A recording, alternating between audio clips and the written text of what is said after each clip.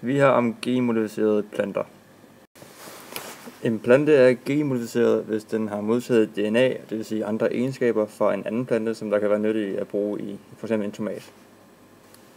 Det kan fx være DNA fra en plante, der er vokset i et koldt klima, og derved vil tomaten også kunne vokse i et koldt klima. Med genmodificering af planter kan man gøre planter resistente over for skadelige mikroorganismer og insekter.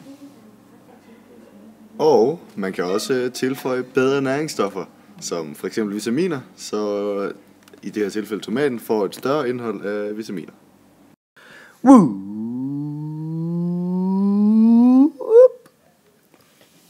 Nice. Målet med genmodificering, det er at få et gen fra en organisme over en anden organisme. Da man først startede genmodificering af planter, så prøvede man blot at klippe en ønsket sekvens med restriktionssystemet i det gen, hvor man ønskede at overføre fra. Og herefter så sprøjtede man det gen over i den plante, som man ønskede at ændre. Men det hjalp ingenting. I dag der klipper man også i det DNA på den plante, som man ønsker at ændre, og tager det over i et reagensglas. Derefter så tager man over et andet reagensglas DNA'et fra donoren. Så blander man de to reagensglas sammen, og så har man ligesom klippet et hul i den plante, man ønsker at ændres DNA, hvor man så kan putte det DNA fra donoren ind, og så hænger DNA'et så sammen. Og så kan man herefter sprøjte det ind i den plante, man ønsker at ændre. Her opstår der nemlig et problem. Fordi den plante, som vi ønsker at ændre celle, den frastøder nemlig fremmed DNA. Og det vil lyde nogenlunde sådan her, når man prøver at sprøjte DNA'et ind i den plante, man ønsker at ændre. Må jeg være med? Nej, du må ikke komme ind! For at løse det her problem har vi 3 valgmuligheder. Løsning nummer 1 er at lave en svulst i den plante, som vi ønsker ændret. Og det er det, vi har et lille billede af her. Men det vil vi forklare senere. Løsning nummer 2, det er at tage celler ud af den plante, som vi ønsker ændret, over en petriskål, og så køre noget elektricitet igennem den, så der kommer små skader på den her celle. Nu kan vi så føre vores DNA, som vi havde i vores reagensglas før, klippet fra både donoren og fra den plante, vi ønsker ændret, og føre det ind i cellen, for nu er der de her små skader, og det vil så hænge sammen med der, hvor DNA'et kan hænge sammen og komme ind i cellen. Ud fra den her lille petriskål, hvor vi har ført elektricitet igennem, vil der simpelthen skyde små nye planter op, som simpelthen vil være den her nye genmodificerede plante med forbedrede eller blot nye egenskaber. Løsning nummer 3, som er den sidste løsning, er at bruge det, som man kalder en genpistol eller gene gun. Vores genpistol indeholder bitte små guldpartikler, som er kodet med vores sammenblandede DNA. Herefter skyder man det, simpelthen som det er, da det er jo en pistol, ind i cellen, og nu vil DNA'et så kunne befinde sig inde i cellen, og cellen vil ikke længere være i stand til at kunne afvise det her fremmede DNA.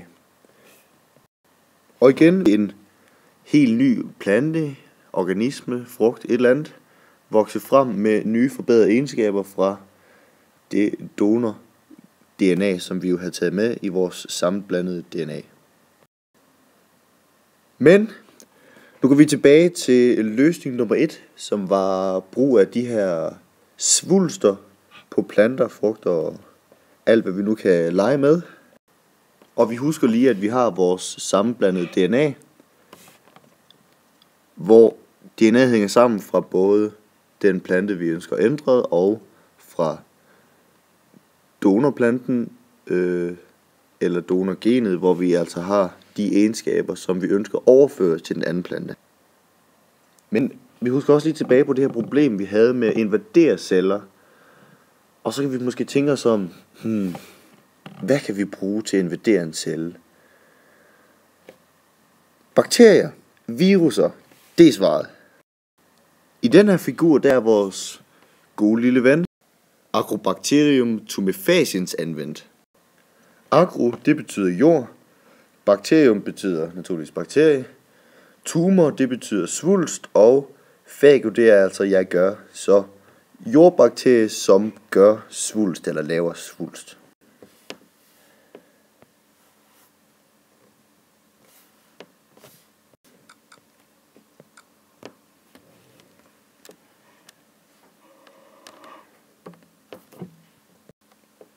Selektionsgenet er indsat for simpelthen at tjekke, om planten den bliver transgen.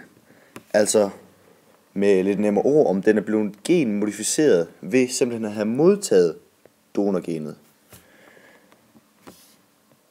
Herefter bliver vores TI-plasmid optaget af vores Agrobacterium tumefaciens, som jo var bakterien, vi skulle bruge til at invadere celler med, eller en anden organisme i hvert fald. Herefter kommer vores bakterie i kontakt med plantecellen. Og nu må I ikke tænke, at det her det sker på celleniveau med en bakterie og en celle. I skal forestille jer, at den her bakterie simpelthen kommer blandt planterne som en svulst, som man ville kunne se som en lille knop eller noget på en plante. Og det her det er simpelthen en hel plante eller noget. Og vores bakterie kommer ned, den danser rundt herude, kommer ned, sætter sig, her sidder jeg godt.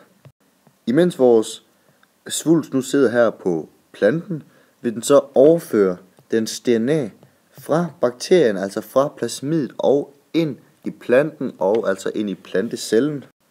Det er altså smart. Et problem ved at gensplejse planter er, at planterne ikke er naturlige.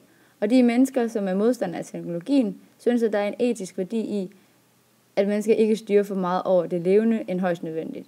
De mener, at man skal leve med naturen og ikke af naturen.